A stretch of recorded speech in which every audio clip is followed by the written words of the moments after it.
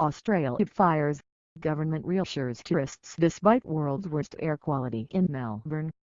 Australia on Tuesday urged international tourists to put aside concerns about raging bushfires after the United States downgraded a travel warning, even as thick smoke disrupted preparations for the Australian Open in Melbourne. Australia is experiencing one of its most severe fire seasons on record, with bushfires burning since September and claiming the lives of 28 people, destroying more than 2,500 homes and razing forests and farmland the size of Bulgaria. Prime Minister Scott Morrison welcomed the U.S. move to scale back its travel warning and said Australia was very much open for business amid concerns the fires would damage the tourism industry and the broader economy. The U.S. last week warned citizens to exercise increased caution when traveling to Australia due to the fire risks, putting it on the same level to advisory as protest-racked Hong Kong. In its latest update, the State Department revised the advisory to Level 1, meaning exercise normal precautions. However, it maintained a Level 2 warning for fire-hit areas including the central tablelands of New South Wales State and southeastern Victoria State.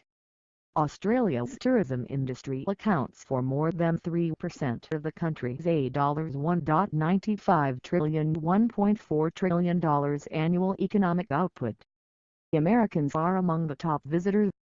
Victorian state capital Melbourne, Australia's second biggest city and a major tourist draw card, was blanketed in hazardous smoke on Tuesday, although cooler weather had eased the fire danger. The city's air quality dropped to the worst in the world overnight as cooler temperatures brought particles in the air close to the ground, the senior state health official said. Residents were advised to stay indoors, bring pets inside and keep windows closed. Smoke from Australia's fires has impacted air quality as far away as South America. Soon, the smoke will return to Australian skies, having completed the full circuit of the planet. The fires in Australia are not just causing devastation locally, NASA said in a media release. The unprecedented conditions that include searing heat combined with historic dryness have led to the formation of an unusually large number of pyrocumulonimbus events. Once in the stratosphere, the smoke can travel thousands of miles from its source, affecting atmospheric conditions globally. The Australian Open's qualifying matches were delayed and practice at Melbourne Park was suspended due to hazardous smoke, tournament organizers said. The bushfires have affected a number of elite sporting competitions over the Australian summer, including soccer, rugby league and cricket, and poor air conditions have raised fears for players' health at tennis's first Grand Slam of the year. Despite cooler weather this week, officials warned that bushfire threat was far from over.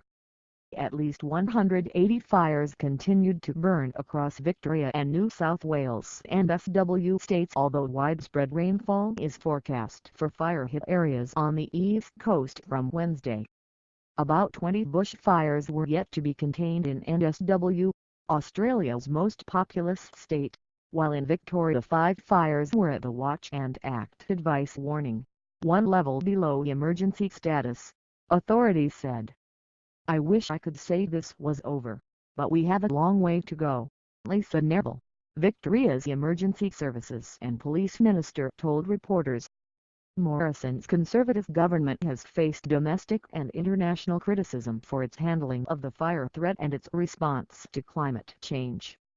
The Prime Minister signaled on Sunday the government could raise its targets for cuts to greenhouse gas emissions, as long as this did not increase power prices or dent economic growth. Climate scientists warn that Australia's fires were a harbinger of what was to come for the rest of the world as the planet warmed due to human activity. Temperature conditions in Australia are extreme at the moment, but they are what we expect to happen on average in a world of 3 degrees of global warming, said Richard Betts, head of climate impacts research at Britain's Met Office Hadley Centre. It brings it home to you what climate change means,